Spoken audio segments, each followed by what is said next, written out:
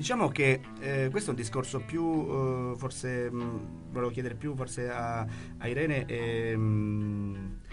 a parte anche Loredana sta per laureare in sociologia adesso, cioè perché già laureata, sta prendendo la seconda laurea in sociologia tra l'altro.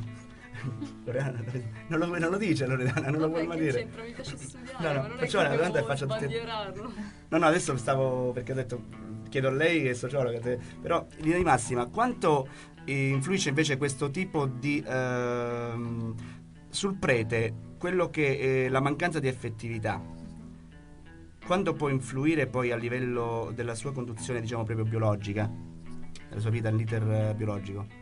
Cioè dici quanto della castità del prete poi Sì, influisca nel suo pensiero, sulla sua psiche, sulla sua perché, psiche. sulla sua è psiche, ma anche biologico. in qualche modo, cioè, diciamo che il prete, anche se poi pensa a determinate cose, in qualche modo deve per forza di cose ostentare dei tabù. Ecco, quei tabù sono quelle barriere, sono quasi imposte, quelle barriere mentali, mentre la persona Beh, ma c'è quello che ci crede